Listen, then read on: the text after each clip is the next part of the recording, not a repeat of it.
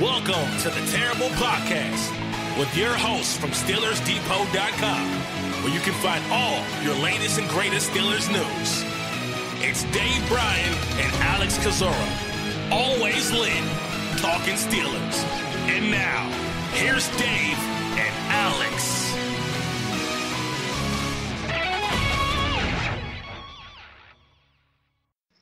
Welcome to the Terrible Podcast, Season 9, Episode 84. He's Dave Bryan. I'm Alex Kozora, SteelersDepot.com. Thanks for tuning in this Friday, Steelers Nation. Dave, how you doing?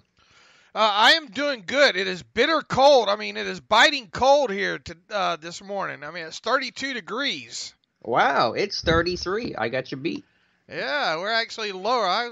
It's a little bit chilly outside. Of course, it'll warm up pretty quick today. I think it's going to get on up into maybe even as high as the 60s here today. But woohoo! We got some professional football this weekend. Yeah, what is that? The AAF, their first weekend coming in. Are you going to watch? It sounds like you're going to watch. Yeah, I'm going to watch. You can bet. I want to see how some of these new rules are implemented and all, and look, like it or not, I bet the Steelers will be watching, having somebody kind of dedicated to this as well, and maybe even your buddy Danny Smith, because there are 8 kickers, taking part in this thing, and if one of these kickers gets hot, maybe that's the guy that Kevin Colbert signs for the minimum to help push Chris Boswell later this summer, because I'm not convinced Matt McCrane is the one that you want doing that. He is not the one you want doing that. That's for sure. I think they've already basically confirmed that. Yeah, there's a lot of fun. Talk about a blast for the past. A lot of names on this AAF roster. Steelers of yesteryear. DeMarcus Ayers, Zach Mettenberger, Greg Gilmore, Terrence Garvin is on there, David Cobb. So, yeah, really fun stuff. What are some of the new rules? Do you know? Because I don't remember what the different rules for this league are. Well, I think first you got to go for 2. So there's no extra points involved. There's no kickoffs involved. I think you have to start from, I think it's the 25 I read. Okay. Well, Danny Smith is going to have a lot less to watch then. Yeah, he can focus specifically on. Well, I mean, you still have punting involved. So yeah, you got punting and field goals. You got that involved. You got the field goals involved.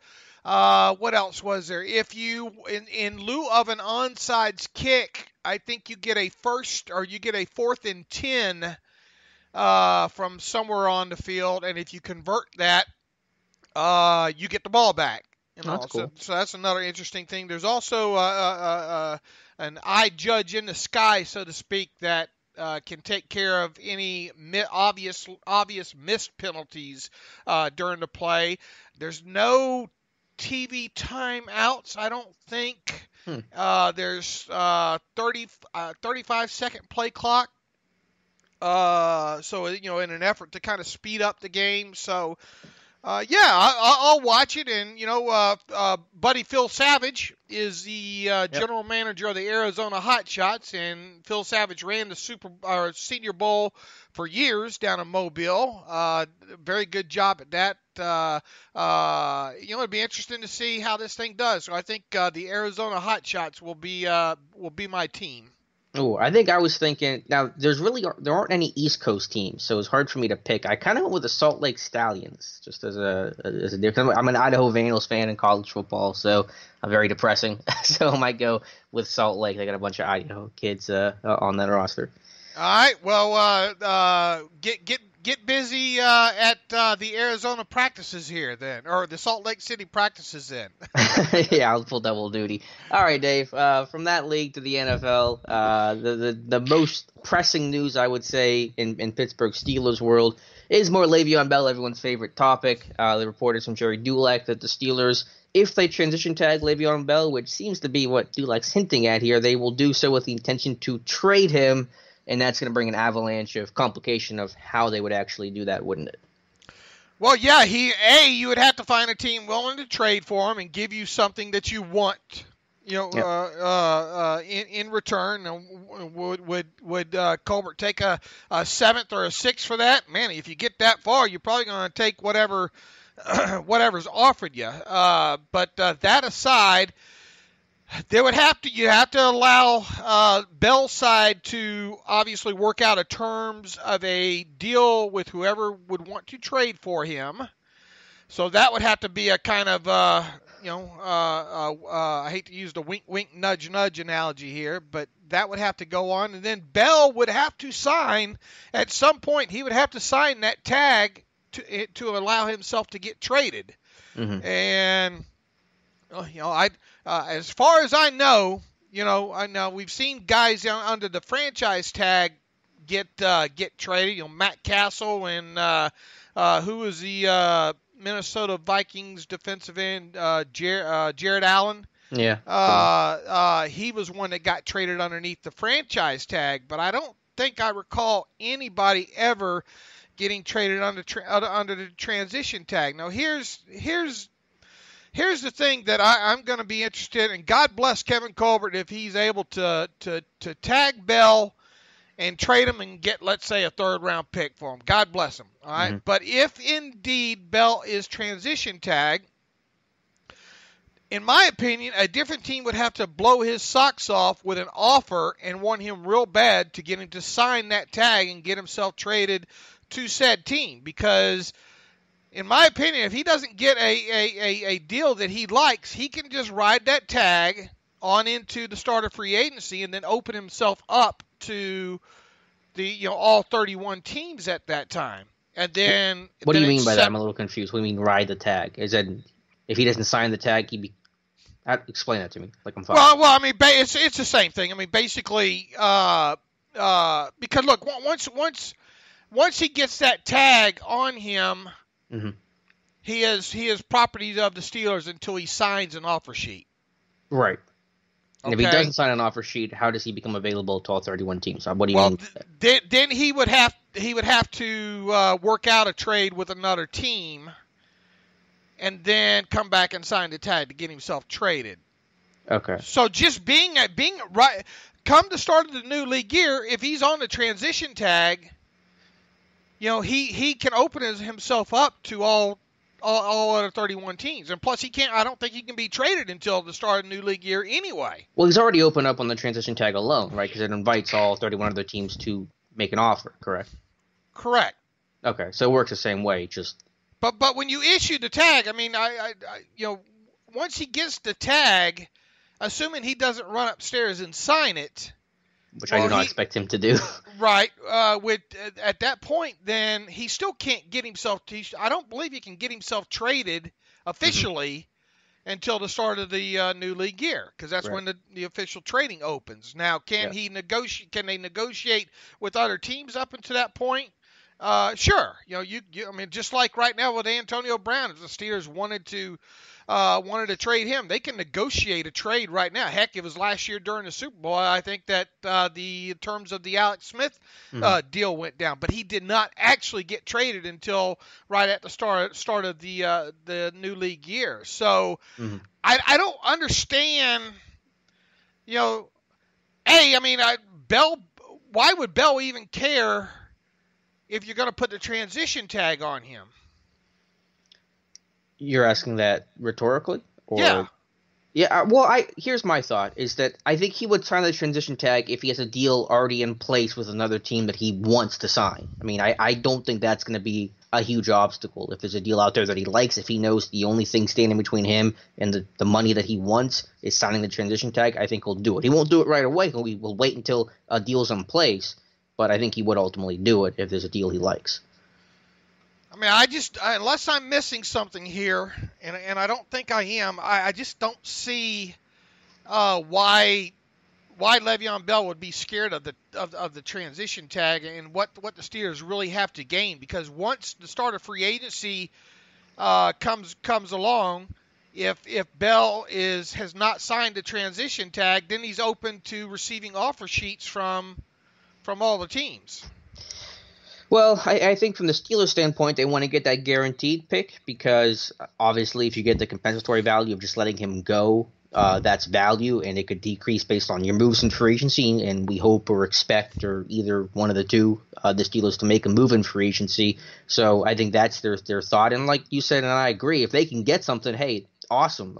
Let's root for them to pull this off. But I think it's going to be really complicated, and why I've kind of been against the tag to begin with, because it is such a mess to try to wade through. But Dave, can you walk me through how it would actually happen? Not just the opinion of it, but the Steelers transition tag Bell, and then a team puts in an offer sheet. The Steelers match and then trade him back to the team that put in the offer sheet. Is that about right?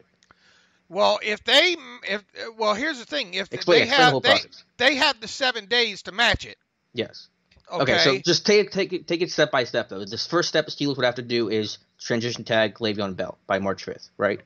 Right. Okay. And then he can make visits or whatnot, and at the start of free agency, another team will offer him an offer and he'll sign it.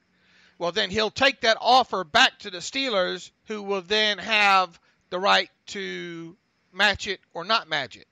In this scenario, they do match it. So what happens? They match it. So what happens then? All right. Well, if they did match it, then they would be if he would have to sign it then. Yes. Okay. And then if there was any signing bonus or whatnot involved, then the Steelers would be on the hook for it. So I don't see, unless it was a deal that was structured with a non-bonus, situation, that the Steelers would be able to do that, because he's going to likely have a signing bonus, because a team's going to want to structure this thing anyway where they would think that the Steelers aren't going to match it. Yeah, and Bell would want to deal probably with a signing bonus in it, Well, unless he got fully guaranteed first 3 years, and if the whole deal was kind of like who was the Tampa Bay wide receiver 6-7 years ago, Jackson Johnson, what? Not Keyshawn Johnson. Oh, Joe Jaravicious? No. Another big wide receiver. I'm drawing a blank on who it was. Vincent Jackson. Oh, okay. His deal was all base salary. No signing bonus involved. He wasn't tagged or anything like that. Yeah. But it was just a deal that he signed. Now, but I mean, Bell's not going to get a deal like that. Any offer sheet that Bell signs is probably going to have a large signing bonus in it. It's probably going to guarantee at least the first 2 years of base salaries, and then go from there. So, if the Steelers decide to match any offer, then they would be on the hook for it. So if they turn around and trade it, then they would have a pile of dead money to eat. Right. And is that worth a 4th-round pick? Yeah, I don't think so. No, I would think Omar Khan and Kevin Cole. Yeah, the only advantage that I can see for the Steelers using this tag would be just to flex their muscle and say we're going to use every ounce of our rights this whole process like we've done all along, and we'll get the final say whether you go or stay, meaning we'll get the right to match or not match whatever transition tag offer that you get, and B, have the right to match whatever offer he might get. So to me, I think that's the only advantage. I put it to you, unless I'm missing something, Alex, I will be shocked if they're able to tagging and trading. Yeah, I think the odds are low. I think it's going to be a very difficult process, and even the little bit of precedent we sort of have with guys like Matt Castle. Castle didn't sign a new deal before getting traded. He signed the tag, he got traded, and did a deal with Kansas City months after the fact. So this is adding another layer of craziness to the situation. Yeah, I just can't see why any team, and this is more conjecture from my point of view, but why any team would have to pay out the nose for Bell with a mega deal and then have to trade draft picks to Pittsburgh to go get him. Like, if I was another team, if I was, let's say, Houston, and I'm putting in a $15 million deal for Le'Veon Bell, I'm telling the Steelers, I'm putting in this offer. If you guys match it, I'm not trading for him, because I'm not going to use up half my cap space and then have to give up draft picks just to get this guy. So I'll call your bluff here, Pittsburgh. If you want to match this offer, which you clearly do not want to match because you don't want him here long term, you better not match that offer and just let him go outright. So if Goldberg can do it, awesome. But I think it's really difficult. And again, that's why I'm against the transition tag, because I think it's a crazy situation. It's going to waste time, money, and energy. And plus, there's a whole debate about what the transition tag value will be, which Bell and the union may fight along the way as well. Yeah, and that's why I've said all along that I don't. And look, you got to tie up, even though it's probably going to be a short period of time, and it's probably due to the amount of cap space that the Steelers have this offseason right now. Mm-hmm. It's not a big deal because you would think. I mean, you would have to have the cap space to be able to accommodate the tag once you place it on them. All right, but even then, you wouldn't think that you would get more than 2 weeks into the new league year without Bell being somewhere. Right, but still, 2 weeks is 2 weeks. Sure, and you would think it would move quicker than that anyway. You would think within the first week you would know. Yeah, I guess, but this is why I've said the only option really is just to let him go, get your third round compensatory value, and wipe your hands clean of the situation, and not to drag this out and go through this drama again. It's counterintuitive to all the issues. The Steelers have been full of drama for 2 years now, and they have a chance to avoid drama and to create more that just seems unproductive. And just as we're writing this right now, Pro Football Talk has an article with the title, "Instead of wasting time on Le'Veon loose ends, the Steelers should be trying to figure out the Antonio Brown situation there." And unless Colbert and Omar Khan have done the research and they think that Le'Veon's market is not going to be what they think his market's going to be. Mm-hmm. Or what I'm getting at. In other words, you're not going to get a team out there to offer him the Todd Gurley kind of money, and maybe other teams out there are going to be a little bit more cautious than maybe they would after seeing what happened to Todd Gurley.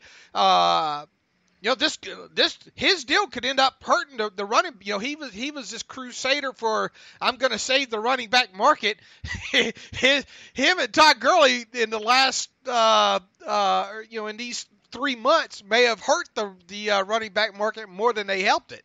Mm-hmm. Yeah, I mean, with Gurley's issue, and if Bell gets less than what he wants, maybe that's what the Steelers are banking on, that he gets less. But again, it does not sound like the Steelers want to have Bell here in 2019. So even if he gets less than what he wants, the Steelers don't want to keep him, is what it sounds like. I understand this is a business and all, and I think the players should be trying to get every ounce of money that they should get. But with that said, the way he kind of did the Steelers last year, so to speak, I mean, he could have just come right from the beginning, and he probably didn't know. I mean, but he should have had his mind more made up than that. They should have had a better business plan on his side in place so that they could have said right along, we're going to sit out, and maybe if they would have threatened the Steelers right from the get-go ahead of the July 15th or 16th deadline, whenever that was, that if you don't give us a deal that we like, we're going to sit out, maybe they would have gotten a little bit better offer from the Steelers. Probably not, but, having hard threats out there would probably have, it would have made both parties I think a little bit happier, especially the Steelers side, because they had no idea that Bell was going to end up sitting out the whole season. Right. Now, they did, at least from what Bell said, threaten the Steelers did to transition tag Bell after the season if a deal didn't get worked out. So I guess this wouldn't be unexpected from Bell. But I just don't see the point, Dave. It would just be so tiresome to go through another week, and then either you trade him and you get a mid-round pick and you're on the hook for the signing bonus money and you come out as a wash at best, or you transition tag him, go through all this rigmarole, and then you just let him go and don't match. You don't get any value for that. Neither of those seem like really great solutions to the situation. Yeah, it doesn't. And like I said, unless I'm missing something here, which is possible, I've missed stuff before, but I just don't. I don't see the enough pros in the pros and cons method of looking at this, enough pros to warrant the Steelers placing the tag on him, transition tag on him. I know that Bell's been a headache and it's been a source of frustration for the team and fans, and that's totally fair. But like you said, it feels like the only reason to put the tag on him is just kind of the middle finger. We own your rights. We're not going to let you go that easily, just to do it out of spite. And that's not the way this franchise runs. That's not the way they need to run, and that's not where their energy needs to be focused on. The only other thing I can maybe think of, Alex, related to this, and I think even Joel Corey, former NFL agent, mentioned this at first and then kind of had to correct himself. I think his initial belief was that because Bell set out the season, that maybe that wouldn't count as the second time tagging him, and then that maybe that this year would become the franchise tag would be exactly the same amount that it was last year, and thus not the quarterback tag number. Okay, Right. So if that were the case, and the only way you're probably going to find that out is through some sort of arbitration, you could franchise tag Bell again, and then if you were able to get him on that franchise tag, and it be determined that it would be the same amount as last year, then you really have more control over him, and then teams could come run and then buy him off that tag, and then try to work out their own deal with him that way. That's the only other way I can think about this thing. But once again, nobody expects the franchise tag amount for him, even though he sat out last season, to duplicate and not be, what a normal tag player who would be tagged 3 years in a row would have to wear the quarterback tag. And if you go franchise tag, you definitely draw this process out even longer because this is arbitration hearing. He's going to fight that. Teams can take more time if they want to compete with him and put it in an offer. And then you're on the hook for more money now. So that has clear downsides as well. Right. Now, look, if you were able to franchise, we're going down a rabbit hole here, and we'll come back up real quick here. But if you were able to franchise tag him at, let's say, last year's number, then what would happen is he would be able to once again be given permission to work out a deal with another team, so that once he signed the Steelers franchise tag, they would trade him. He's not going to sign that. One would think that he's not going to sign that tag without a trade worked out, and with the other side knowing that they're going to sign him to X amount of dollars. Definitely, either tag, franchise or transition. Right. So we'll come up from that rabbit hole because they're not going to franchise tag him.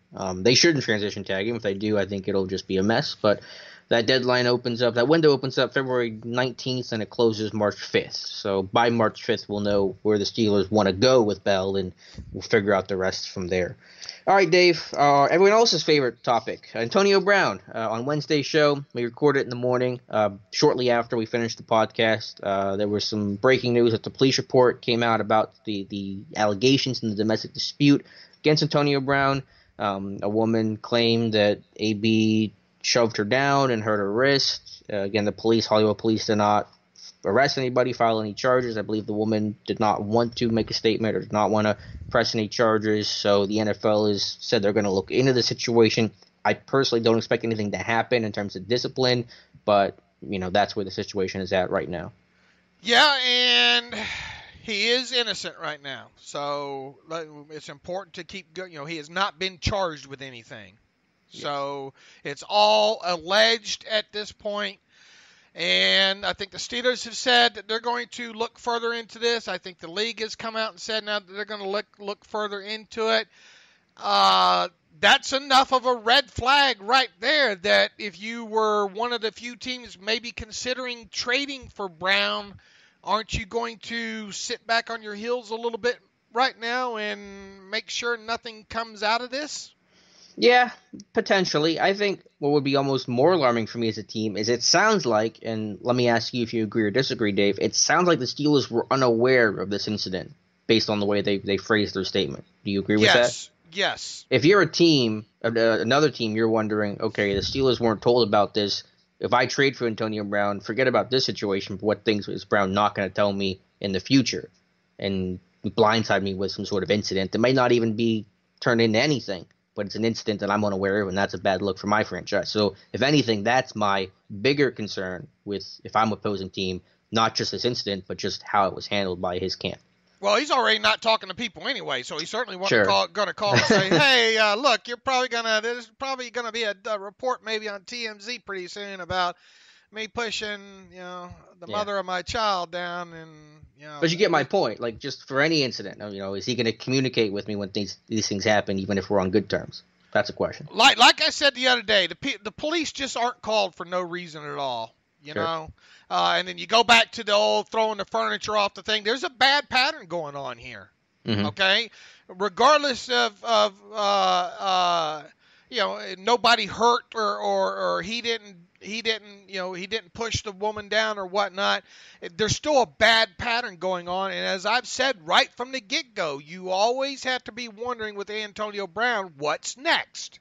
Because there is going to be a next. And, not long after that TMZ report came out, one of the writers, Eric Branch, who I think we've had on a podcast maybe years ago, covers the 49ers for the San Francisco Chronicle.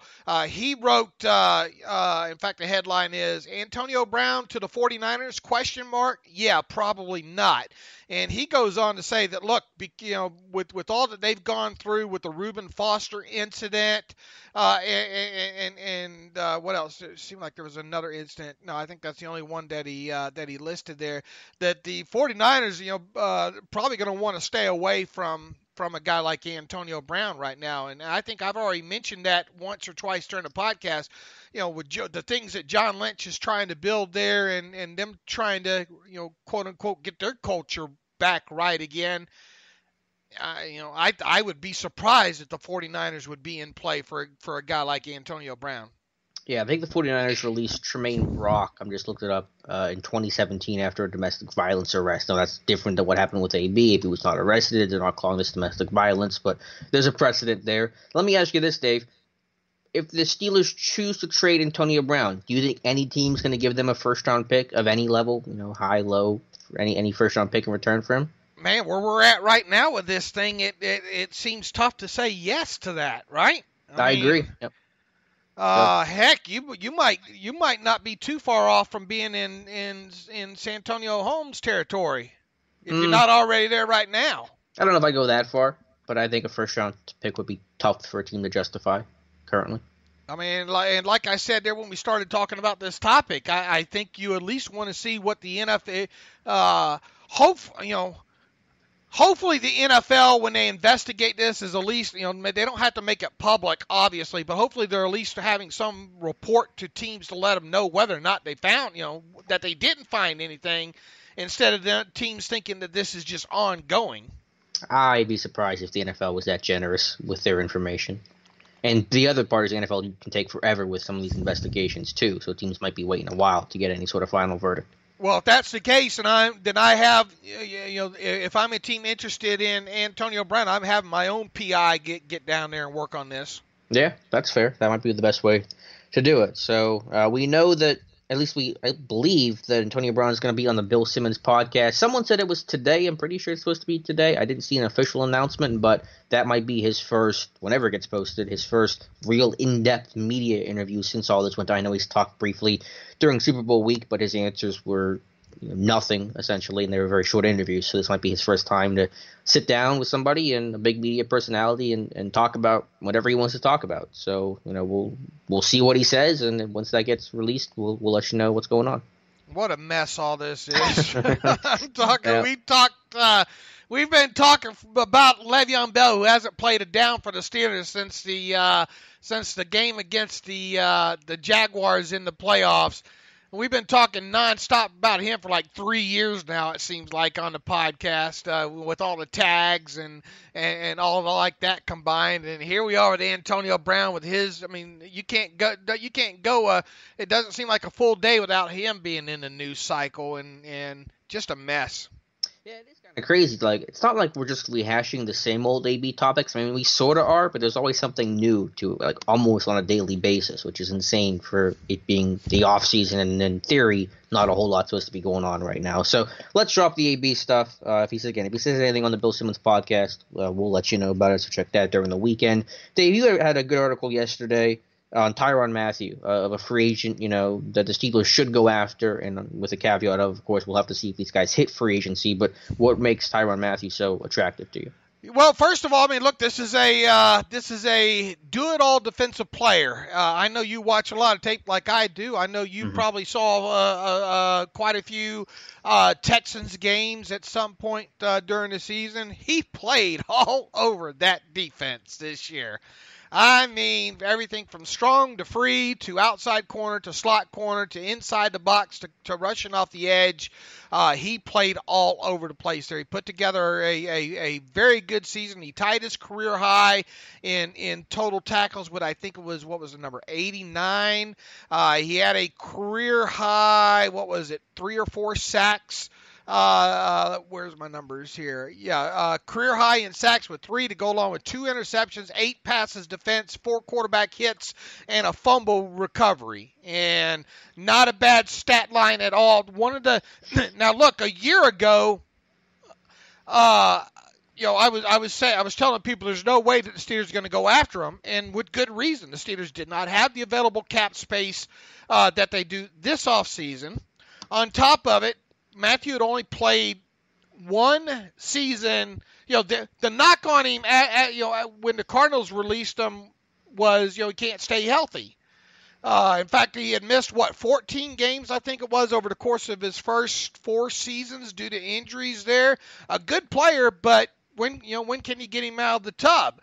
And the fact that Mathieu, it became clear right from the get-go that he was looking really for a 1-year deal with a nice sum that would give him an opportunity to quote-unquote prove himself so he could cash in this year on a big deal. So if you're asking, well, Dave, why weren't you behind going after Mathieu last year? Well, if the Steelers were in a position to do so, yeah, but there was no way in heck that Kevin Colbert was just going to sign Tyrann Mathieu to a 1-year deal. It just wasn't going to happen. And B, that would have tied up what ended up being $7 million is what he got paid from the Texans last year. So it's a much different scenario this offseason than it was last offseason, in my opinion. Mathieu had a good season. He stayed healthy. He proved that he can go to a new team and instantly adapt. He was a model citizen again off the field. Not that he wasn't toward his ending days in Arizona. And let's not beat around the bush here. I think one of the things why Mathieu was a 3rd-round pick originally was because of kind of some of the off-the-field concerns with him. Like I said, he stayed healthy. He did a lot of work in the Houston area just last year, the Boys and Girls Club. I mean, this is a guy that should have some suitors, coming after him, assuming he hits free agency. And that's the most dangerous part, and I made sure to include that in my post here with him. The Texans have a gob of salary cap money right now. Mm-hmm. I think somewhere in the neighborhood of like $60 million dollars, in available cap space. Now they've obviously got to go through and try to re-sign some of their own, and heck, they might be one of the ones that make a play for Le'Veon Bell even. That would be a good potential landing spot, or a team that could potentially go after Le'Veon Bell this offseason. They could easily afford any kind of contract they want to give him. One would think that they are going to, in the next 5 weeks, do everything they can to re-sign Tyrann Mathieu before free agency starts. And Mathieu said right after the season ended that he is, it was kind of the say the right thing quote, if you will. I mean, it's not like he was going to come out and say, "Oh man, I can't wait to get out of here," But he made it sound like he would. Genuinely sound like he was open to returning to the Texans. But then 10 days after giving that interview, he goes on Twitter and he tweets out, "Getting money is cool, but I want a ring."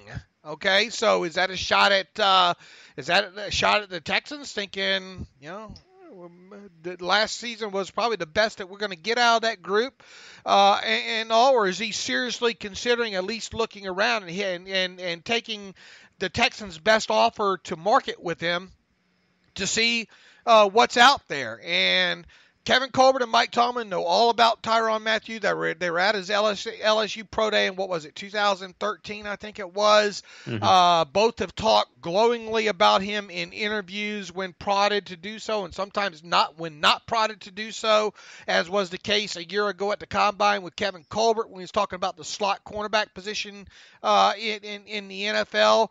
It just makes so much sense with the Steelers. I mean, here's hoping any day now we see Morgan Burnett's name come across the Twitter machine as being released from the Steelers. This team has enough holes on the defensive side of football that it's going to be hard to address all of them in the draft. It would be nice to see them address one of these holes, a la a dime backer, a cornerback, a true every down inside linebacker during free agency. So if Tyrann Mathieu does indeed not re-sign with the Texans between now and the start of the new league year, the next 5 weeks, keep your fingers crossed that, I think they should go after him. I think that's a long way of getting there, but that gives you a good backstory on him. Now the question is, do you or do you not agree? No, I do agree. And the biggest reason I agree is for that versatility. Tomlin, I think, will be, in my mind, remembered after that Chargers game last year for saying they ran out of smoke to throw at Phillip Rivers in L.A. And Matthew's a guy that can kind of plug so many holes week to week. He can be a free safety, a dime guy, a slot guy, whatever you need him to be, that particular game plan, he can become that. And he's going to make the whole defense more versatile because of that. He's a guy that can make big plays. He's a guy that obviously has had a ton of success in the NFL and seemed like a good guy off the field, too, for the reasons you mentioned. Not a guy you're going to have to really worry about. So, yeah, that versatility is huge. That's king in the NFL right now. That's paramount. And with the Steelers becoming, a team that's going to run a ton of different packages and personnel groupings on a weekly basis and show new stuff every single week, that would be huge. So I'm all for it. Definitely. The question is, will he get away? I bet you he resigns in Houston. I think he likes it there. Yes, he said he wanted to win, but Houston went farther than Pittsburgh last year, and they got a bright future. So fingers crossed, like you said. If he's available, I go after him. I just don't think he hits the market. What do you think his market value is after earning $7 million last year and knowing where the safety market is and knowing where the safety market's a little bit depressed, obviously. It's under $10 million, one would think still, right? And knowing where kind of the inside linebacker market is at, is his value like $8.5 million, or is that too high? No, I think I guess on a longer term deal, it might go down a little bit from what he got paid last year. I would think it's in that $8 to $9 million range. I mean, I know the safety market's been weird, but he's not just a safety. He's not just a Trey Boston or a Morgan Burnett. So, he's 26. I mean, he's still pretty young. He showed success in another city. I think that's big for teams. He showed he's not just a one system kind of guy. Yeah, I think he's going to be in that $8 to $9 million range. I do too. Like a Joe Hayden type deal. I think is what he's going to command. Yeah, and I think it's a doable deal on the Steelers' end. You know? Definitely. They're going to pay, but it's worth it. Look, you're not going to find him in the dumpster in the dumpster. Yeah. Okay. There are going to be enough teams, I think, looking to sign him. That's going to have his market value up there. Now, sometimes I shoot too high on these things, but I truly think that he's a fit. He would be welcome in Pittsburgh. Heck, you go back to a year ago, Cameron Hayward, Ryan Shazier, Joe Hayden were openly trying to recruit him, on the social media platforms and all like that. It makes a lot of sense. And normally in these off seasons, year in and year out, I'm defending Kevin Colbert's inactivity and dumpster diving as best as I can because of the cap situation that they are in and because of the way they've done things in the past. But to me, there's no excuse not to make at least one or two big splashes, decent big splashes in free agency. And I really think if Tyrann Mathieu makes it that far, it should be. And if not him, who's the other one? Buchanan. Deion Buchanan, I think, is a free agent. Buchanan might be one that you looked at. Now, I haven't specifically looked deeper into his situation at all. I got on Mathieu reading about him last night and attacked that angle. But I think Kevin Colbert should be heavily criticized if this offseason is just him dumpster diving and coming out with two prize finds such as a Burnett and a Bostic. And make no mistake, Bostic, for what Bostic is, and I wrote this in the article too, Bostic is what he always has been. And there's nothing wrong with that. In fact, he was a healthier version of what he is and has been for the Steelers. And that's a good run defender who you don't want out in space very often, running with above average athletes. Correct? Sure. You paid $2 million for a player, you got a $2 million player. You know, you're not going to get an all-star. I mean, that's just not going to happen on the market more often than not. So, yeah, I mean, I've said this for weeks now. This is the year to be aggressive. You have the cap space. You have too many holes defensively that you have to fill. You can't do all that through the draft. If they don't make a move in some capacity at inside linebacker, at edge, at corner, dime guy, wherever, I don't really care the position. I mean, I prefer someone in the secondary just based on their poor evaluations in the draft, but if they do inside linebacker, that's fine too. You just got to make a splash somewhere. And if they don't make that move, if they aren't aggressive, then I think that's the wrong direction. And as I said before, I will be the first to be critical of Kevin Colbert, and I'm sure I won't be alone in that. I don't think you can come out of that. I don't think you can go in the draft and expect to find 2 or 3 players that are going to give you the level of play immediately that you want on the defensive side of football. In addition to another dumpster dive find to maybe replace a guy like Burnett or something like that, you know. So I think, you know, we've talked about it for the positions forever. You know, an inside linebacker or a dime backer or a cornerback that can play outside. Those need to be addressed. And here's the thing that's going to make everybody mad. If you end up tagging Le'Veon Bell and that placeholder and that salary cap ends up preventing you, which it shouldn't, because, look, we expect the Ben Roethlisberger contract extension to happen by the start of free agency, a couple weeks before. We would expect Morgan Burnett to be gone. Who knows? Maybe another name in there gone as well too. You got to free up an additional amount of money that should easily cover whatever of your own free agents you want to sign. Jesse James, Ramon Foster, Fort, Chicolo. All those guys are just bottom barrel price. Tyson Alualu, if you want to go that route.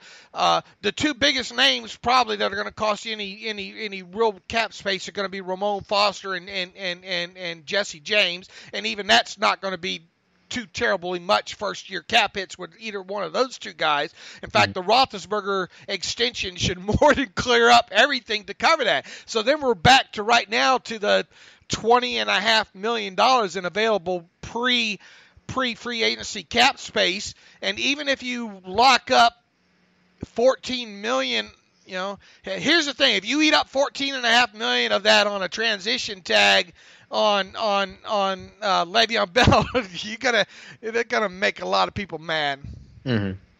Yeah, that's just all the more reason I think not to do it, not to rehash the whole Bell stuff. But yeah, we just know they have to be aggressive in some area. I think Matthew's a good name to go after for the need in the secondary, for the playmaking, for the versatility. Really checks all the boxes. His defense is really lacking, and Matthew would address almost all those things, not by himself, but you know, he would be a good start, I think, at least in that direction.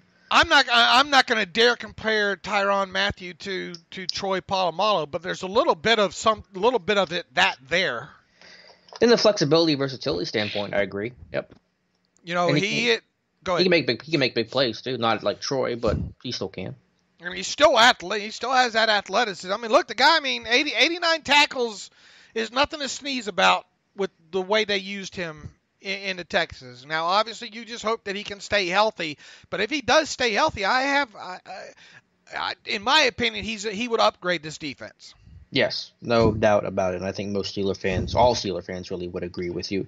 All right, Dave. And for me to talk about a player ahead of free agency, like I'm talking about Tyrann Mathieu, means I think there's at least a decent shot, because you know me, I'm all stand on my front porch shaking my fist for everybody to get off my rock lawn when they talk about Steelers going after anybody higher than the normal dumpster dives that Kevin Colbert does. So if I'm talking about it, then it should be talked about, in my opinion. Not that I'm the end all do all, but I mean I've been right more times than I have been not right when it comes to the Steelers and how they're going to attack free agency every offseason. Well, yeah, because most times it's just people saying they should go sign these 3 marquee free agents, and you got to be the pragmatic one and say it's not going to happen. So that's an easy way to get some wins. But Dave, let's. And Aditi Kinklebaugh finally came out and said in a radio interview yesterday after first tweeting that the Steelers should go after Thomas Davis,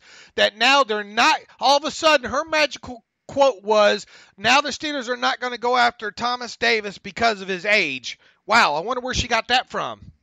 Maybe a little Dave Bryan. I still say it could make some sense, even with them being 80 million years old. I still think you could. I still think there's an argument to be made for it, because I think he's the exception. When you're 36, it's a 1-year deal. The age doesn't really matter. He's proven he can play well into his 30s. I'm not going to fight. I'm not going to fight you about a 1-year deal for the league minimum. Yeah. Did you think I was suggesting to sign Thomas Davis to a 5-year contract? No, but maybe a 2 or 3 year deal for more than the minimum. No, I always thought it was be a 1-year deal, maybe a little more for the minimum, but it was always going to be a 1-year deal. Alex, as far as I'm concerned, they could sign you to a 1-year minimum salary benefit deal, and I'd be on board with it, because I know they can cut you and you not see one dime of it. You'll never not hear me say that being on board on signing any player to a 1-year minimum salary benefit deal, because you can cut them. Now the thing is why are you even, A, most players aren't going to take that, and B, what kind of player are you getting if he does take that? So, I'm never, people think, Dave, you all stick in the mud. You don't want, you don't think it's not that I don't think they should in certain situations. I just telling you the way they do business, that it's not going to happen in certain situations. So I have no issue with bringing Thomas Davis to camp on a 1-year minimum salary benefit deal, and if he stays healthy and he can do something for you, then he sticks on your 53. But at least you're lowering the financial risk involved for what is still. I mean, look, he's still a quality player. I think he's got 1 decent year left in him, but I don't want to find out if he's got that 1 decent year left in him at $4.5 million. My thought with Thomas Davis, and I never really pushed it too hard. I never even wrote an article about it. It was just really a tweet based off of with the fact that Tomlin likes Thomas Davis, was that it'd be like a 1-year, $2 million deal. That should be the contract you gave John Bostic. You should give that to Thomas Davis instead. All right, what are you doing? Then you're cutting John Bostic. I think I can sleep well at night knowing that. Okay, but what's do you really want Thomas Davis on the field that much? Because, look, you're not going to ask Thomas Davis to run down and cover any special teams kicks for you.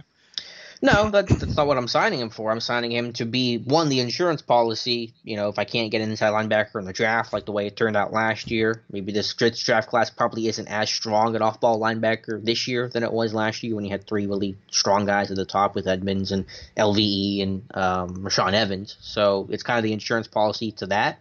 And in a perfect world, he'd be more of an early down kind of guy. Get off my lawn. I know you're shaking your fist through my computer screen, but yeah, we'll tackle Thomas Davis a while from now. What I wanted to circle to, though, Dave, because you've been putting in the legwork, and I don't know if you're done with. I think you're done with it, but you told me with Donnie Shell, the progress there. I think you've compiled his whole career stats. Am I wrong about that? Unofficially. Okay. With him, and I was able to go game by game on a lot of this, go through some quick tape on what I couldn't find. Old Steeler media guys helped out in the process here, but I was able to. I'm quite proud of myself, really. But you should be. I was able to build a more complete, and if I'm off much, it's not much here with his stat line now. 201 regular season games that he played in. That's phenomenal in itself. Yeah. Okay. He started 161 of those 201. Now, you have to remember, Alex, those first 3 years, that was a hard lineup to crack. from 74 to 76 of him being able to crack the starting lineup, and with all the great defensive players they had on that team in the mid 70s there. So he started 161 games. Now make no mistake about it. You want to talk about a guy like Chidi Iwanu, say his last name. Iwoma, how dare you? You got to include the phonetic spelling on this stuff. You want to talk about a good special teams player? That Donnie Shell was that during his first 3 seasons in this league. He was your Chidi in the mid 70s. Obviously didn't stack up a large amount of defensive stats in those first 3 seasons, 1974 to 76. And once again, these are unofficial, and these were the hardest ones to find from these first 3 years. But I think he totaled, what does it look like here? Almost 100 tackles, combined tackles in those first 3 seasons, 1.5 sacks. He had 3 fumble recoveries, 1 pass defense.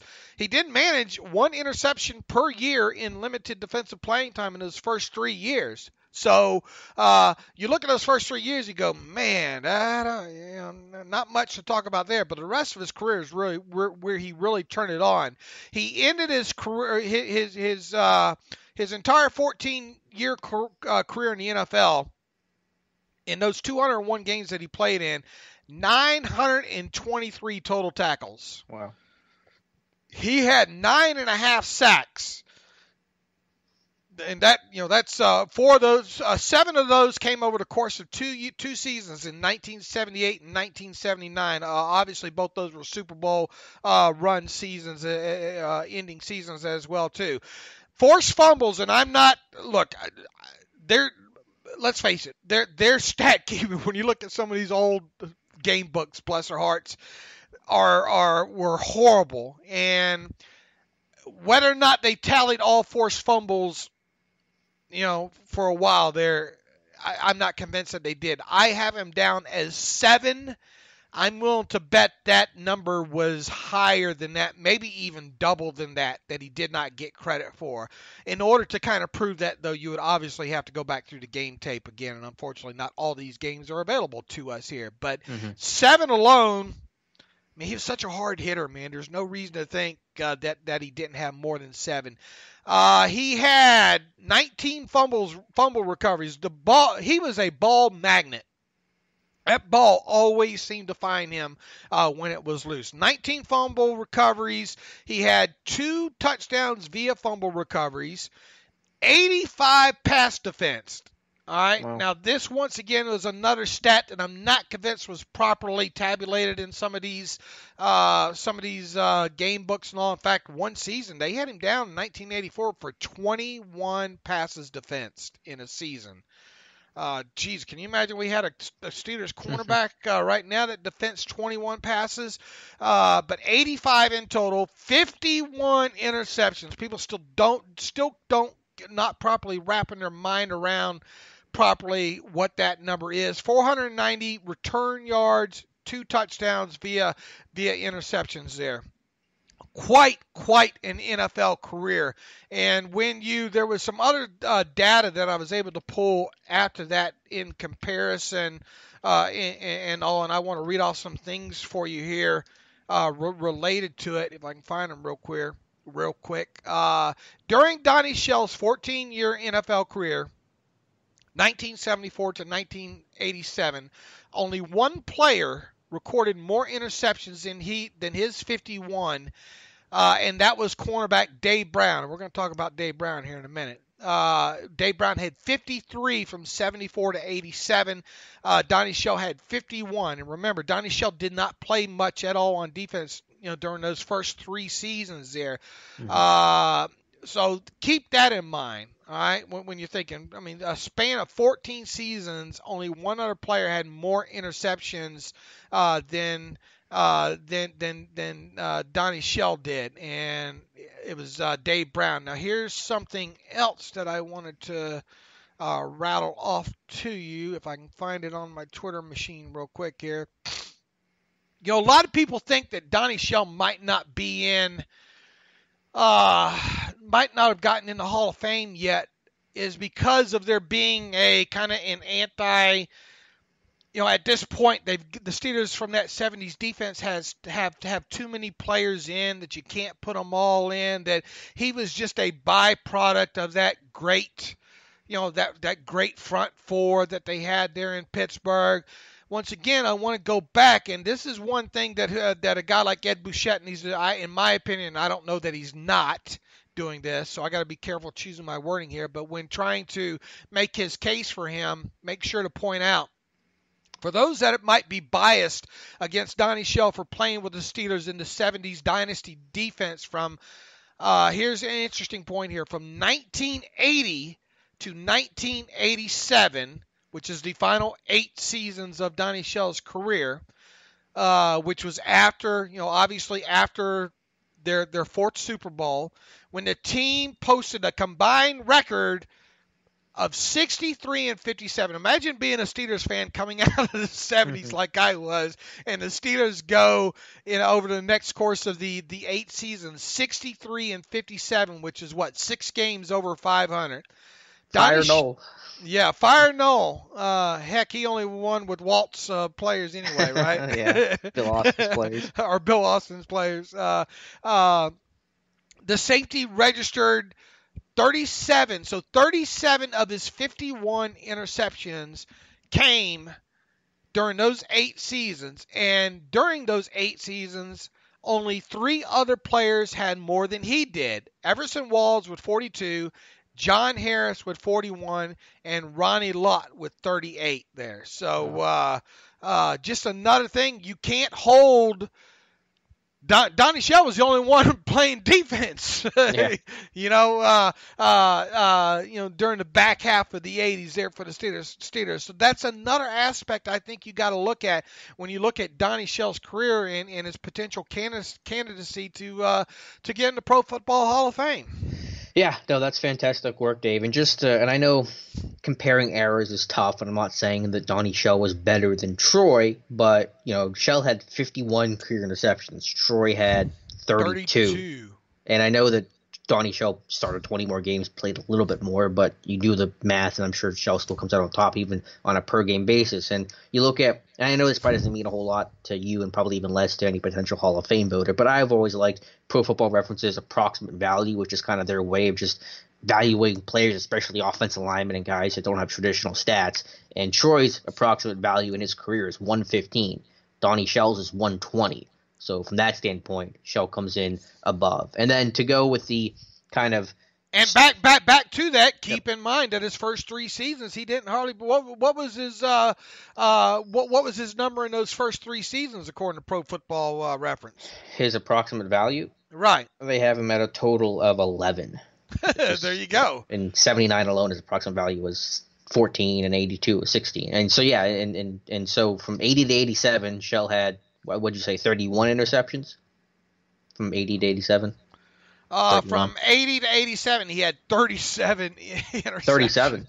37 from 80 to 87. And Troy had 32 in his entire career. So again, you look at that. And then just the lore of it, the reason why Shell ended up cracking the starting lineup was because he played so well. The team traded Glenn Edwards, who was a really good safety, traded him to San Diego. So, that's how highly they thought of Donnie Shell, was they traded away a really strong, really excellent safety in Glenn Edwards to get Shell to the lineup. So, yeah, I mean, you're preaching to the choir, and I hope something comes of this, that this creates a push. What else are you going to do with the Donnie Shell stuff? Is there anything else you're going to research? Yeah. I mean, look, I'm going to try to put all this together and better display it and actually show some of his. I posted a few of his interceptions, some GIFs of those on a Twitter machine. Now, look, I don't. This obviously doesn't have to happen overnight, but at least we have a good starting point when it comes to a more complete line of his official stats and along those lines, and can move forward there. Some good hard comparisons, though, I think need to be done against some other players that are already in. Who's the safety? Was it Easley? We need to go through a fine-tooth comb with some of these other safeties already in and do some comparisons as well. And here's what I'm starting to get a little bit worried about. Are people just going to look at Troy's stats alone? I mean, because you said it. I mean, if you put Troy Polamalu in the Pro Football Hall of Fame, you have to put Donnie Shell in the Pro Football Hall of Fame. Am I right? I'd love to think you're right, but unfortunately, I don't know if the voters feel the same way. Clearly, they don't. I mean, is there going to be any statistical bias against Troy when trying to compare his stats across the board? No, just because I think it's a recency thing. People remember watching Troy. They remember how great he was. Shell was so long ago that I think he gets jumbled in with so many other names. So I think that's the difference. I don't have any concerns. Troy's not going to make it in first ballot. And I'm not saying there should be any concerns. Mm-hmm. And two, I think I pointed this out the other day when we talked about him. That Defensive Player of the Year that he's got there on that resume is really, really, really looks good. Mm-hmm. It's pretty shiny. On top of it there. So now, I know people probably don't want to. We got nothing but a little bit of time here. I think. How far are we into this thing right now? We're almost at the hour mark, I think. All right. Well, as part of that research, I mentioned Dave Brown a little while ago, and it's funny. The older you get, Alex, the things that you remember, and then you forget, and then you remember again. Okay. And I am the king sometimes at that when it comes to some of this more further, more longer back Steelers history there. Dave Brown, the Steelers did such a great job of drafting. Nobody needs me to tell them that in the 70s there. You obviously came away with first round picks in the early 70s, such as Terry Bradshaw, Franco Harris, and Lynn Swann, all of whom are now in the Pro Football Hall of Fame. But in 1975, they had another great first-round draft pick, and that was Dave Brown, who they drafted in the first round, the last pick of the first round out of Michigan in 1975. And you go back and you read the old newspaper clippings at the time. The Steelers thought, man, this was the case of, he won't. If there were mock drafts going on back there on the Twitter machine or on blogs in 1975, how dare you bring up Dave Brown's name as a potential pick for the Steelers? You would have got a lot of he ain't gonna be there type things. Well, the Steelers, Chuck Noll, even a minute after picking him, he says, early we wrote him off. Noll said following the selection of Brown. We said there's no way he'll be boo, boo, Chuck, boo. We said there's no way he'll be around, so we won't even bother to talk about him. Sounds like some yinzers on SteelersDepot.com. We really were surprised he was still around when our choice came. He went on to say he's a hitter, a quality player in person, a leader on the field, and he was a 3-year starter at Michigan. That usually says something about the player. Now, because the Steelers had such a loaded secondary at the time, Brown obviously didn't play, his rookie season, other really than being occasional punt and kick returner on special teams and all like that. And I doubt he played many defensive snaps, if any.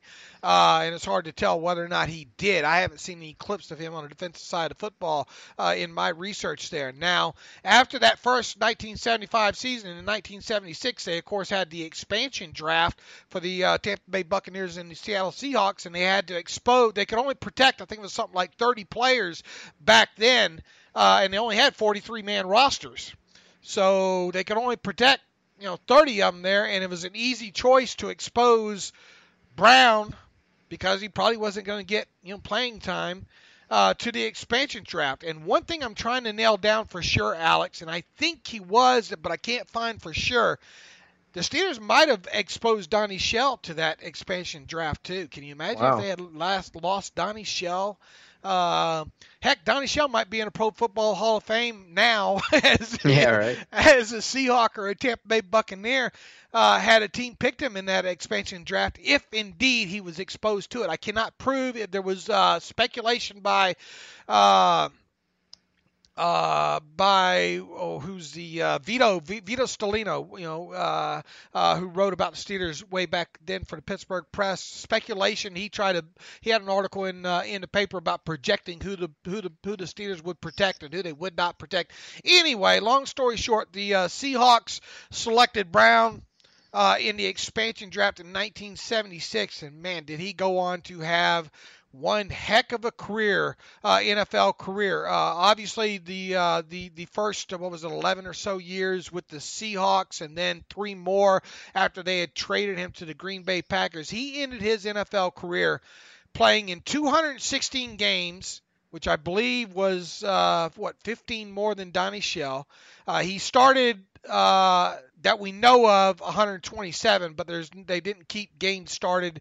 That number's obviously a lot higher than that. So forget I said that. He intercepted 62 passes for 698 yards, had 5 touchdowns, and a long return, I think, of 90 yards, interception return for a touchdown here. Now, when you talk about comparing his stats to other players, in the 11 seasons that Brown spent in Seattle with the Seahawks, no other player intercepted more passes than he did.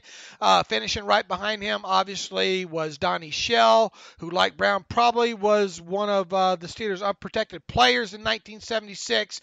Brown, by the way, still remains the Seahawks' all-time career interception leader. However, despite his statistical achievements during his long career with the Seahawks, he was only voted to the Pro Bowl once in 1984.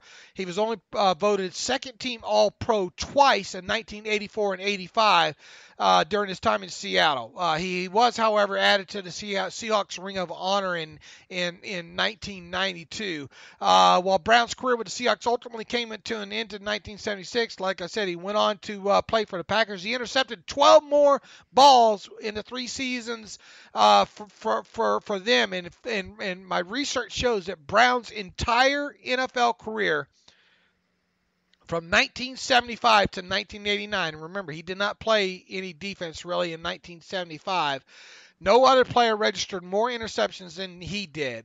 And that's probably an impressive stat that not even some Seahawks fans know about. So, in short, look, if you're going to make the push for Donnie Shell to be in the Pro Football Hall of Fame, you need to make the same push for Dave Brown, a former first-round Steelers draft pick as well, too. And it really is shameful that both these guys are not currently in the Pro Football Hall of Fame.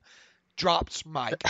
Yeah, Dave Bryan out. No, I really enjoyed that article. I hope you do more and kind of look at that perspective of some forgotten guys from the 70s and 80s. Yeah, you mentioned Easley earlier, and I just looked him up. Kenny Easley from Seattle, who's a Hall of Famer, who with a career of 6 seasons, or not 6 seasons, but 7 seasons, I think, 87 career starts, 32 career picks. I mean, you compare his resume, Kenny Easley, to Donnie Shell's, it's not even close. And they're similar in some areas. Like, Easley was a 5-time Pro Bowler, a 3-time All-Pro. Well, Shell was a 5-time Pro Bowler and a 3-time All-Pro. And so you look at the resume of Easley versus Shell, I don't know. And you might speak to this better than I can because I don't really remember Kenny Easley. But, how can you justify as a voter putting him in the Hall of Fame but not Donnie Shell or Dave Brown for that matter?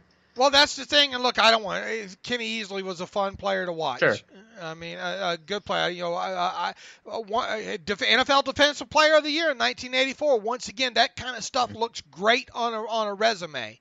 That's one thing that we talked about. Just Troy Polamalu right there. With that, 4 first team All Pros. The thing is, Pro Bowl is just a popularity contest, right? Sure, but All-Pro has weight. Right, All-Pro has weight, and that Easley's 14 first-team All-Pros and his Defensive Player of the Year award are hard to get past when you look at his career. He had 32 interceptions as well, too, which is exactly, I think, the number that Troy Polamalu has. Mm-hmm. But I don't think you have to look at sometimes. Look, Seattle was a small market team back then. It was probably so hard in the early 70s for and on into the 80s for these Seahawks teams to get first team all team votes, right? Because you didn't have a guy in Pittsburgh didn't watch Seattle games, right? So what all did you have to go off of was only the stat books, right? Well, how does that make it harder for Donnie Shell to get in when guys watch Donnie Shell? I don't understand that. And I know you probably don't understand that either. Well, Well, I mean, you still had regional coverage, right? I mean, but looking at a stat book alone should be enough. The thing is people haven't had a rounded out stat book. But even the 60, even the 50 something interceptions should be enough. You know, I'm not going to try to tear down anybody that's in the Pro Football Hall of Fame. That's not that's not what I want to do. My job is to find out why some of these guys aren't in the Pro Football Hall of Fame, especially when some of their numbers and they have, you look at longevity a lot of times. Donnie Shell and Dave Brown both have that. When you look at stats, they both have that. Bless his heart, Dave Brown didn't win a championship or anything. But that's not really his fault. The only thing really that he doesn't have, talking about Dave Brown, is the first team All Pros, right? Well, I don't know. I guess the sources differ, but I'm just looking at PFR, and it says Easley and Shell are both 3-time All Pros. I don't know if that's first team, second team. I don't know if that's AP or what. Second time with Brown. It was second team with Brown. Okay, I'm talking about Shell. Shell was a third-time AP first-team All-Pro, supposedly. Right, and Easley, according to PFR, was 3-time All-Pro as well. I don't know if that's first team, second team. But even if we assume it's first team, it's the same as Shell. Oh, you're talking about Easley. Yeah, forget about Dave Brown for a second. I'm comparing Easley to Donnie Shell. Easley was, I just read it off there, 4-time first-team All-Pro. Okay, and Shell was 3-time. Yeah, just look at not that we should believe Wikipedia, but there's stuff when it comes to. Well, I'm going off a Pro Football Reference. They both have him as a 3-time All-Pro. Either way, I think I'm not trying to tear down Ken Easley. If you want to put Ken Easley in the Hall of Fame, awesome. I'm saying because you have Easley in the Hall of Fame, Shell definitely needs to be there as well. That's my point. Right. I agree. And look, I think we're preaching to the choir here, but it makes you mad. You need to get on who is that? Is that Rick Gosselin? His Hall of Fame thing? Is that him that does the Talk of Fame Network? Yeah. You need to get on there. Look, here's what needs to happen, Alex. Once we get a better picture and all package put together here in the next several months, it needs to be emailed to each of the Hall of Fame committee guys. Mm-hmm. Yep. And it needs to be easy to read. Yes. In other words, it can't be long paragraphs and all like that. It needs to be straight to the point, kind of bullet points on all this. Some graphs or some pictures. Exactly. And comparisons and all like that. It has to be easy for them or else they're just going to dump it in the trash. Because they've already, especially in Shell's case, because he's already been talked about and kind of a case made for him a couple of times. Mm-hmm. But I also think there has to be a public push for it, too. There's got to be some sort of compelling support, Pittsburgh-wide, to get on national airwaves, to get these voters to actually have to pay attention to it, not just put it aside. Sure, and that's why I say, too, that fans, people that follow this podcast on Steelers Depot will have to email, you start bombarding these guys with the same email over and over, they're going to start looking at it, Mm-hmm. But that's why I honestly think you should go try to get on Rick Gosselin's show and sometime and send him that information, too, just to present your case. Maybe that starts something. Yeah. Anyway, all right, good discussion there, Dave. Let's talk about the roster bonuses next time because we're running out of time here. Let's instead get to our friends at MyBookie with some cool things they're offering, including some stuff with the AAF, and then we'll get to some reader emails also to close out the show. Yeah, look, mybookie.ag is a great source for betting on any football. With the AAF opening up this weekend, did you know, Alex, you can bet on the games at mybookie.ag, and I'm going to tell you right now, the Arizona Hotshots are going to win it all.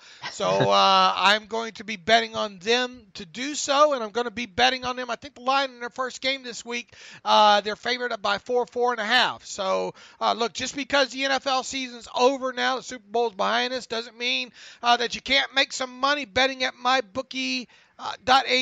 Just remember, where you're betting at is just as important as who you're betting on, and that's why I always tell people to go to mybookie.ag. MyBookie has been in business for years, and their reputation is rock solid. They do big cash bonuses, so off the bat you're making some money for doing nothing. And they have the fastest payouts. Seriously, just 2 business days. Even better, MyBookie has become a premier destination for prop bets and all during the different seasons here. You can already start betting on next year's Super Bowl. Hockey obviously winding down, starting in the second half of their season. The NBA, all that you can bet on at mybookie.ag. Whether it's the length of let's see, what else do we have in here? I only recommend the services that have been good to me. That's why I'm urging you to make your way to mybookie.ag. You win, they pay. If you join now, MyBookie will match your deposit bonus with a 50% bonus, and that's if you use promo code TERRIBLE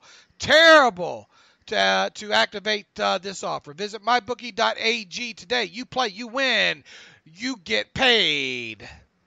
All right, Dave. Let's get to some reader emails here. All right, let's open up the email machine. We need a name for this mailbag. We need like a Dave letters or something.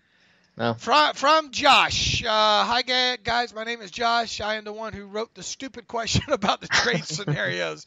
Don't take none of what you guys should know better. Don't take anything I say personal whatsoever. Got 2 questions for you. First, I'm fairly certain this probably would not happen, but just as a what-if question, what if a team was not willing to offer Bell 33 guaranteed minimum, and he ends up not liking any offer that he gets on the table and does not sign a long-term deal with any team? What would happen then, and how much money, what do the Steelers have to pay? Second, if the Steelers somehow were able to retain Bell, do you think that would change Antonio Brown's mind at all? I'm not understanding the Antonio Brown's mind at all. You always have to treat these 2 players separately, first of all. I don't think if Bell were somehow to magically stay in Pittsburgh, I don't think Antonio Brown's going to all of a sudden change his tune. So throw out that second part of your question there. The first part of your question here is, I guess you're saying, Josh, if he gets tagged, or I'm assuming if he gets tagged and no team signs him to an offer sheet, well, at that point, Le'Veon Bell would have to decide whether or not he wants to sign that transition tag from the Steelers. And if it's the same amount or even less, which it could be maybe, than last year's, he's not going to sign it. He's going to sit out again.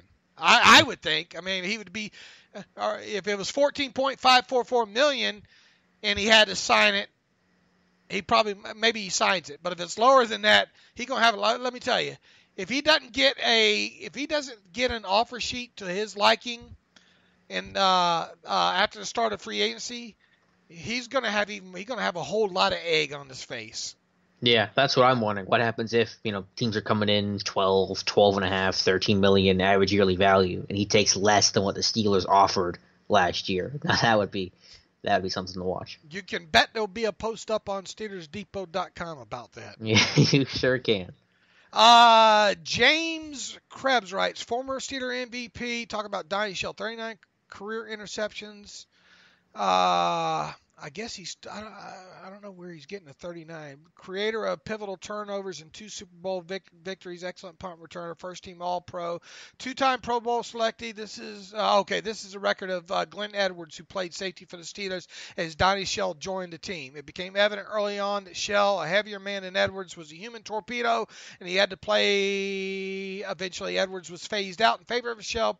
And Alex, you really just hit on this. Perhaps Edwards' excellence preceding Shells gave rise to the thought that any safety playing behind Joe Green and Jack Ham had it made, just as James Conner's success behind the Steelers' O-line diminishes Le'Veon Bell's performance.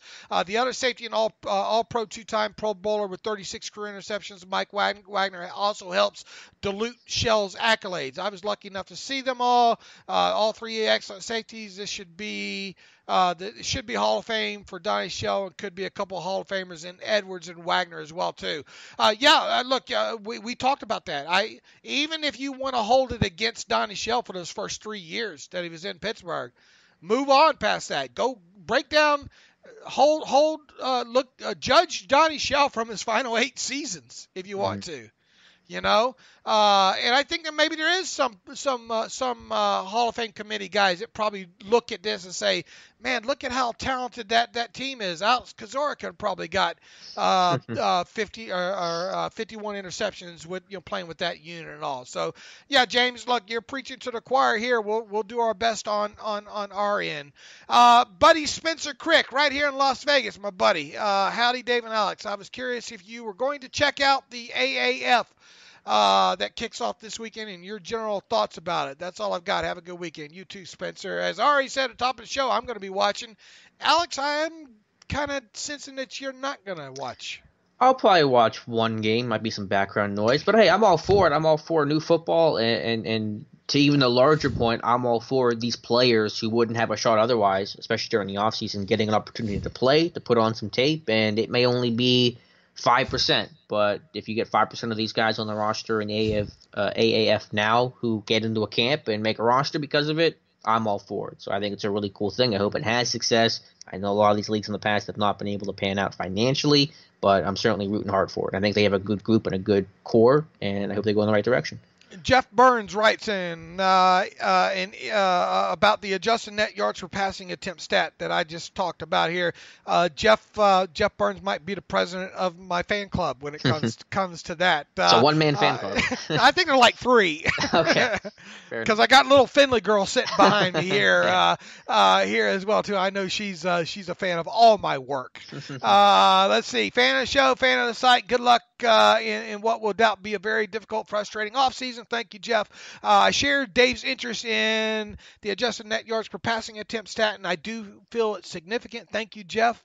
I wonder what your thoughts are on the fact that 2 years ago the team improved the defensive stat by a significant amount. I remember Dave was shocked by how well it improved during the second half of the season over the course of 2016 to 2017 season, and yet they lost in dismal fashion to the Jaguars in the postseason. My question is, do you and Alex feel the improvement in that stat was an anomaly rather than a real important stat, or was it simply due to the quality of opponent and ruined by the loss of Shazier? I think you hit it on the head there, Jeff, with the second half of that. You take a player like Ryan Shazier out of that defense, and it's going to have an impact, especially when you're trying to replace him off the street with a guy such as Sean Spence, like the Steelers did. I think that's a starting point there. And remember, Shazier got injured. What was it, like week 11? Was it? A little bit later than that, I think. 11 or 12. So it was November. It was a November game. And let's see, what season? Well, that was 2017, right? Mm-hmm. Yep, 2 All years right, that was week 13. Yeah. Okay, and I mean the quality of the opponents was decent during the second half of that season. The Colts, the Titans, the Packers. Well, in Packers they played with the backup. That was Hundley, right? Yep, Brad Hundley. The Colts had to play. There wasn't Luck in that game, was it? No, it was Brissett. It was Brissett. Okay, and the Titans. There's Mariota.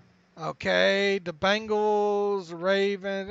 Really wasn't that all that great when you look at the quarterbacks they had to go against in those games. Of course, they played New England in week 15, and then they closed out week 16 against the Texans in that blowout with who was the third and fourth quarterbacks that got playing time in game. I don't even remember. And then, of course, you end the season against the Browns there. So, yeah, I think the second half of the schedule played, the quality of the opponent and quarterback played a role in that, as did the loss of Ryan Shazier. T.J. Yates? Did they play T.J. Yates in that Texans game? Now I got to find. I think they had 2 quarterbacks in that game. That's why I said who was the third and fourth round quarterbacks that played in that game, because I think one of them got hurt. Yeah, now you're making me look stuff up. Shame on you. I bet I get it. I bet I get it for you. Nope, I'm going to get it. T.J. Yates and Tyler Henneke played like a couple snaps. There you go. You are correct, sir. What do I win? All right. Look, I think, and the good thing about what get my sites mixed up here. Football Outsider is they have more adjusted numbers when it comes to their DVOA and stuff like that. We need to have an adjusted net yards per passing attempt to go along with that as well there. But I think that plays a part into it there. Let's see, David Alex. My name is Ryan writing from Pitt. He lives out in Arizona there. I know that you guys are busy on Steelers Depot. Curious to pay attention. Just another thing about the new AAF, and it looks like he did all the homework here. He did all the guys, and I think Matthew wrote about it this morning. Mm-hmm. All the former Steeler players that are playing. I think Daniel might have wrote about it at the same time. Might have one in draft that'll go up on Saturday. Kind of similar topic on that as well too. So Ryan, thank you for that email. Travis Feeney is part of the San Diego fleet. Remember Travis Feeney? Sure. San Diego. Former 5th-round draft pick, shoulder injury and all like that for him. Let's see. Let's do one more. Huh? Let's do one more. Or all right, let's do one more here. I'm trying to find a good. All right, here's a good one. I'll let you. I won't speak a word on this. Maybe. Chuck writes in. Do not use real last name. I didn't. Thanks, Chuck. Thanks for the phonetic spelling on Chuck. Dave, thank you for all you and your team at Steelers Depot do for Steelers Nation. Always great insight and direction and all blah, blah. What are the characteristics of an X receiver? Examples of current NFL X receivers other than AB. Chuck writes, Eli Rogers has a somewhat similar body type as AB, and I understand that Eli is not AB and definitely not Tony Toe Tap. Or who's the other guy? Who's Antonio's alter ego? Ronald Ocean. Oh, Ronald Ocean. How do you forget Ronald Ocean, Dave? Can't forget Ronald Ocean there. Man, you get 2 players for 1. 3 actually with Tony Toe Tap. But maybe that's the problem here with Dave. He got split personalities here. But does he give the Steelers any percent replacement for AB at the X receiver? So, Alex, you're on. Talk about what makes a good characteristics of an X receiver. What are the examples of current NFL X receivers other than AB? And could Eli potentially play the X receiver role? Go. Is this an SAT question? I don't know where of. The X receiver, I mean, there's no one tried and true definition, but it's going to be your main guy in the offense. And generally, you want someone that's a little on the smaller side, somebody that's quicker, that has speed, can run the whole route tree, is a really technical route runner, and just has the ability to win one-on-one. Because more often than not, especially in Pittsburgh, when you're the X receiver, you're isolated. So most, Steelers are a base 11 personnel team. The 3 receivers, 1 tight end, 1 running back. And usually they're going to line up 3 by 1. So 3 receivers to one side, 2 receivers and a tight end to one side, and the X receiver backside isolated. And the one reason you do that is to create that either one-on-one matchup with their cornerback or force the corner and the safety to bracket and declare. Now you got 2 guys on 1, and it's a math game from there. But you want that X receiver to be fast, can win one-on-one, be explosive guy, can run after the catch, run the whole route tree, be a technical route runner, and just be the guy that when they need a big play, you go to AB. So other examples of X receivers, you look at DeAndre Hopkins, you look at Keenan Allen's a good example of that, Stephon Diggs, a little bit Devontae Adams. I mean, I don't study other teams as closely as I do Pittsburgh, but, they can be bigger guys, but they have to be explosive, dynamic kind of players, and, you compare that with what is a Z-type of receiver. Well, it's generally can be more of a vertical threat, a bigger body, kind of a blocking type because it's on the right side more often than not, and that's where the runs go to. So you think of who's been Z receivers in Pittsburgh. So Martavis Bryant, it's been Sammy Coates, it's been James Washington. Juju's capable of playing the Z position. Darius Haywood-Bey play the X or the Z, but kind of more of a Z-type. So you think of the Z-type receivers, that's what you think of. So could Eli do it? Not really. He's always been a slot guy. He played a little bit on the outside, but he's really just been defined as a slot guy. But yeah, that's why when people say, can Juju play the X? Or somebody asked me in my mailbag yesterday, can Tyrell Williams play the X? I kind of say, no, not really. That's not the body type or the skill set that you want there. So it's a tough spot to play. And they admitted it last year after the Bengals game. Juju saying they were moving a bunch of guys around playing that X because no one really plays that spot. That's what AB's spot is. That's where he lines up. So it asks for a specific skill set, and it asks for a really talented skill set as well, because that is the guy. That's your top position, and it demands a lot from it. Good job. I feel like Thanks. I did most of it. I figure I'll let you talk because I feel like I don't. Do I dominate the podcast that much? I guess I did. We're talking Dave Brown and Donnie Shell, yes, but that's fair. I think you've deserved with the work you're putting in for that. All right. Look, hopefully this was a fun episode. After first talking about AB and Bell, I think we got into a lot of interesting topics there. Talking about Honey Badger and all that goes along with that. We will get back at it next week on Tuesday. So I know all of you are pulling out your calendars right now and marking down Tuesday instead of Monday. We're only going to do one podcast. I got to go back to Florida and check on my mama and check on Mama's basement next week and all like that. So no Friday podcast next week. There will be a Tuesday podcast. Maybe we'll talk about an AB interview that went down and a few other things on top of. We'll talk a little bit about the roster bonuses coming up and obviously any other Steeler news that has happened. Get into a little bit more maybe draft profile player talk as well too. In the meantime, you can follow me on Twitter at Steelers Depot. You can follow Alex Kozora on Twitter at Alex_Kozora. You can follow the show at Terrible Podcast. Email the show, theterriblepodcast@gmail.com. If you like what we do and you want to donate to the cause, it looks like a few of you are starting to pick this back up again, and we certainly do appreciate it. Mm-hmm. Go to Steelers Depot and hit that donate button, upright navigation. And look, the best way I personally think you should do it is put us on kind of like a trial by fire thing. We're seeing a lot of these. You can set this PayPal thing up to where maybe you're donating $5 a month. Okay, so in other words, instead of donating $60 to us at one time, you could donate $5 a month, and you can stop that, at any time, and that helps kind of equal out how things come into us as well too. So obviously you don't have to do that, but we are starting to see an influx of this, and really, I mean, $5 a month, that's $60 a year if you want to donate to the cause.